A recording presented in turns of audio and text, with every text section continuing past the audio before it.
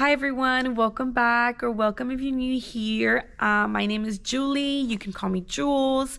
I do own a kids spa salon and I also own a party venue.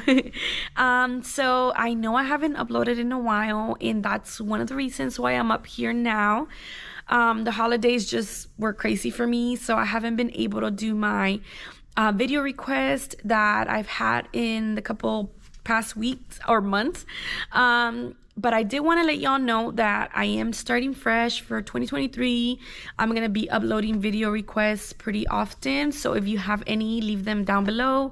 I do talk about my kids spa, my party haul, and also I do have experience on kids boutiques or any kind of online boutique if you need help. A little sneak peek. If y'all haven't seen it lately, this is our new cake wall for now, and then the table's not set up yet. We have a party tomorrow and Friday, so we will be setting it up.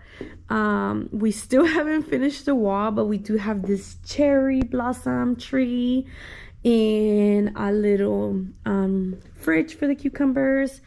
And yeah, so nothing much has really changed other than this wall, but it's just temporary. It's not gonna be here forever. Okay guys, so my camera shut off, so I'm using my phone now.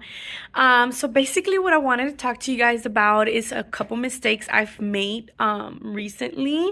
So today I'm gonna be talking to you guys about 3 mistakes that I made throughout 2022. Of course, I made several of them, but I'm not gonna make this video super long. I'm just gonna name 3 of them that I can help you avoid doing in case you are opening a kids spa in the future or you're already in the works of opening one.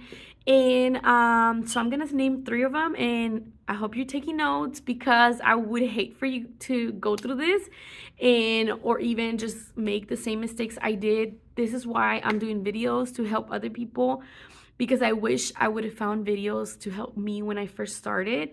This is my 3rd year of doing or of being open, and of course I already moved. Once I was in another suite number and I transferred to another suite number. Pretty much that's all I did. So this is why the place looks different throughout the years. But I am not quite done. Like I said, this is temporary. A few things need to be changed. But I wanted to talk to you guys about the 3 most popular mistakes, or my top 3 mistakes that I've made throughout 2022. So the first mistake, or one thing that I didn't do that has backfired on me, is having a contract. So at first, I was sending out contracts to every client or every customer that would book the party with us. It just became a little bit overwhelming because I was only me working pretty much the whole thing, running the whole thing. And I had a bunch of parties scheduled for the weekend. So it got a little bit overwhelming because I would have to be printing out, emailing, and, scanning and all this kind of stuff for the contracts. And so I really haven't looked into it, and I know there's easier ways like Google Docs. You don't have to print out anything, you just email it and they'll e-sign it or something like that. They're able to fill in anything they want on there, and basically you can do that with contracts and waivers. And that's something I was doing, like I said at the beginning, and I didn't do anymore. But honestly, it helps you 100%. Just because you don't have people coming back at you and saying, oh, you didn't tell me, or I didn't know about this, or I want a refund, or this and that, or you didn't do something, and it could backfire you legally wise, you know what I mean? Also, one, I would say have a contract, have waivers, send them out, make sure you have everything in written form, have proof of what you agreed on, because so far I've been very lenient with everybody. Everybody's been sweet, but I've had a few people that are not as sweet, and they try to find any little thing to get you in trouble. So make sure you have something in written form that you have proof that what you are agreed on. A contract, waivers. Don't take pictures without their permission. Make sure if you're gonna post anything with kids' faces, make sure you have a waiver for that. Make sure you have permission in written form again, not just verbally.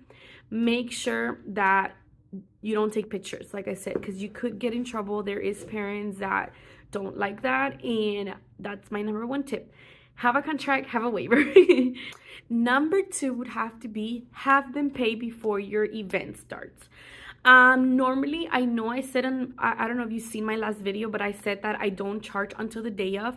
And the only reason why I don't charge until the day of is because I don't know the exact head count of the girls coming in. But once, you know, the event has started, before you even start anything, once everybody's here, once all the girls are here and you know exactly what you're doing, make sure you charge that full balance before they leave. The only reason is because I did have an experience a couple weeks ago where the mom came in. There was like 5 girls, 5 moms.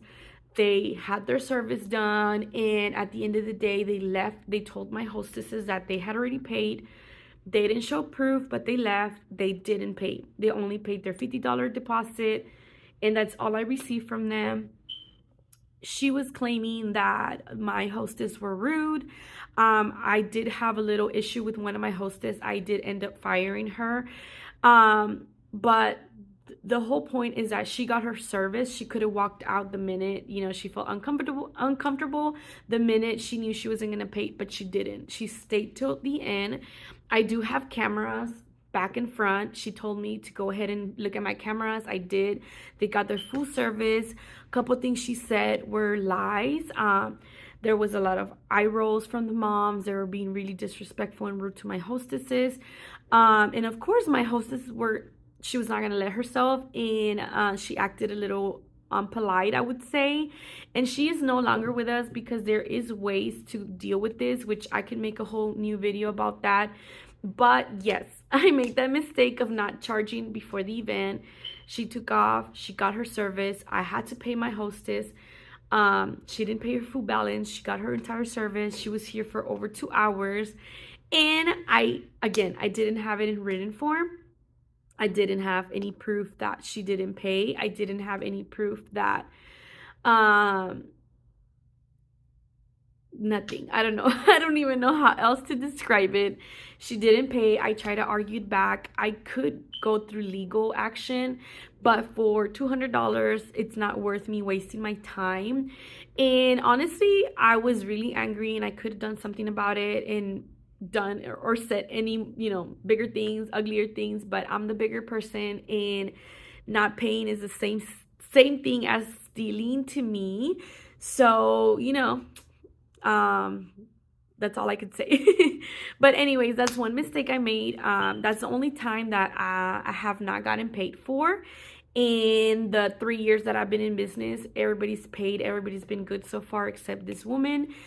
She didn't pay. But anyways, that's my second tip. Make sure you charge before your event starts or before you even do any service. Number 3 would have to be have a good team. Make sure you let them know exactly what you want to be done. Train them. Have a attire, a uniform or some kind of like outfit for them to get distinguished. I do have aprons for them, which they're pink. They got all dirty and they're no longer working. So I do recommend don't get pink aprons because I don't know, they just started cleaning themselves on it, and I think they thought it was for that, but it was mainly for decor or for, you know, like, it was mainly to look cute. It wasn't really meant to be for you to clean your hands, and they didn't get the concept. So make sure that you have a good team, that you train them, that you let them know what you want done or not. You're not going to be there, have cameras, make sure everything gets done, make sure they know what they have to be, what they have to do. I am going to make a whole new video of how I manage that part of the business when I'm not here. It's really fun and easy for them to, you know, do the whole spa service without you being here, and I could show you that in a separate video. But yes, so those are my top 3 mistakes I've made. Number 1, not having contracts or waivers signed or sent out with specific rules and agreements you had with your client at the beginning. Number 2, charging before you even give a service out.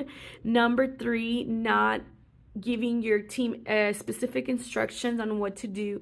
The only reason why my number three is because I have gotten to the point where they've asked for refunds because they don't get their full experience, or they don't get things given. Like, for example, I've had parties where they don't give out the goodie bags and they're included and they forget.